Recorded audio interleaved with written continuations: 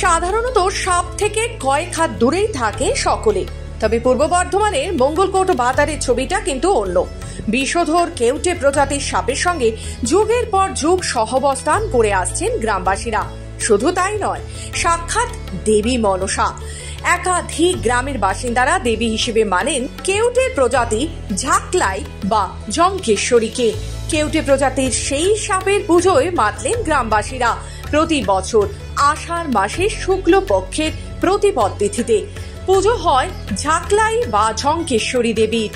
ভাতারের বরপোশলা, শিকোত্তর, মুকুন্দপুর এবং মঙ্গলকোটের ছোট পোশলা, পলসোনা, মুসারু এবং নিগন সহ 7টি গ্রামে ঝাকলাই পুজো হয়। একসময় 7টি গ্রামেই দেখা মিলত এই সাপের, তবে বর্তমানে শুধুমাত্র বড় পোশলা, ছোট পোশলা, মুসারু এবং পলসোনা এই 4 গ্রামেই দেখা মেলে। গ্রামবাসীদের বিশ্বাস, ঝাকলাই কাউকে কামড়ায় না, আর কোনো কারণে ছোবল দিলে দেবীর মন্দিরের মাটি লেপে দিলেই বিষমুক্ত হয়ে যান রোগী। এই বিশ্বাসেই ঝাকলাই নিয়ে ঘর করেন 4 গ্রামের বাসিন্দারা। তবে এই সাপ নিয়ে রয়েছে অনেক গল্প কথা। পলসোনা গ্রামের প্রবীণ এক পুরোহিত তাপস চট্টোপাধ্যায় জানিয়েছেন, মা ঝাকলাই আসলে কালনাগিনী। লক্ষিন্দরকে লোহার বাসর ঘরে দংশন করার পর পালানোর সময় বেহুলা কাজললতা ছুঁড়ে মেরেছিল কালনাগিনীকে। কাজললতার আঘাতে কালনাগিনীর লেজ কেটে যায়, আর এখানেও ঝাকলাইয়ের লেজ কাটা। আমাদের দেবী ঝঙ্কেশ্বরী আজ 500 বছর আগেকার কথা। এটা সেই কালিয়াদহের নাগ, যে যাকে কালনাগিনী বলে। লক্ষিন্দরকে দংশন করেছিল, বেহুলা অভিশাপ দিয়েছিল, তুই মর্তে কে নির্বিষ। মর্ত বলতে এখানটা পৃথিবীর মধ্যস্থল, কারণ এখানে বিষুব রেখাটা এইদিকে গিয়েছে, আর এখানে 51টা পিঠের মধ্যে 4টে পিঠ এখানে কাছাকাছি 3 কিলোমিটারের মধ্যে। সেই জন্য আমরা একটা পৃথিবীর মধ্যস্থল ধরি। স্বপ্নাদেশ করে মুসুরি গ্রামের মুরারি মোহন চক্রবর্তী মহাশয়কে। তিনি আদেশ পেয়ে মাকে স্বপ্ন দেন যে খুনগোড় ডাঙ্গা বলে একটা ডাঙ্গা আছে, সেইখানে উপস্থিত হন।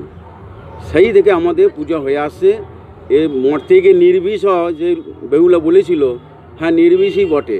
আমাদের এখানে দংশন করলে মানুষের কিছু ক্ষতি হয় না, গরু বাছুর সবই থাকে, এমনকি মশারি ফাঁকে, বিছানায়, রান্নাঘরে সর্বত্রই বিরাজমান। হ্যাঁ, কিছুটা কমেছে। এই বৈদ্যুতিক আলো, রাস্তাঘাট পরিষ্কার, বাড়ি পরিষ্কার, তার জন্য এদের একটু অবলুপ্তি ঘটেছে। তবুও আমাদের সঙ্গেই আছেন।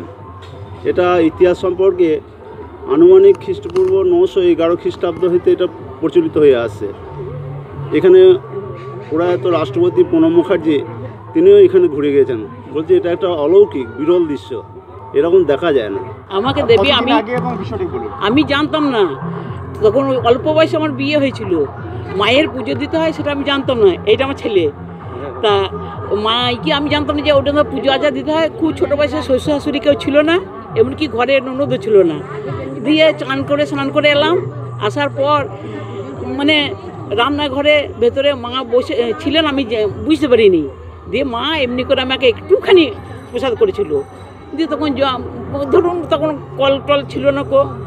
দিয়ে একজনের কলেজ জল আনতে গেছি, দিয়ে গিয়ে বলছি যে ঠাকুমা আমাকে এইটা তোরা ঝাংলে প্রসাদ করলো। উনি তখন বললেন যে কী বলতে এসেছিস, ঝাংলে পুকুরে চান করে নিয়ে আসি গা। দিয়ে ঝাংলে পুকুরে চান করে নিয়ে আসলেন। এসে মায়ের মৃত্যুকে বলানোর পর না, এটা আমার ছেলে তখন 8 মাস পেটে ছিল, আজকে 43 বছর হলো। তা একটুখানি মাত্র আমার এই দাগ আছে, এইখানে চিহ্নটা এইখানে দাগ আছে। পূর্ব বর্ধমান থেকে সুমন বিশ্বাসের রিপোর্ট, খবর বাংলা।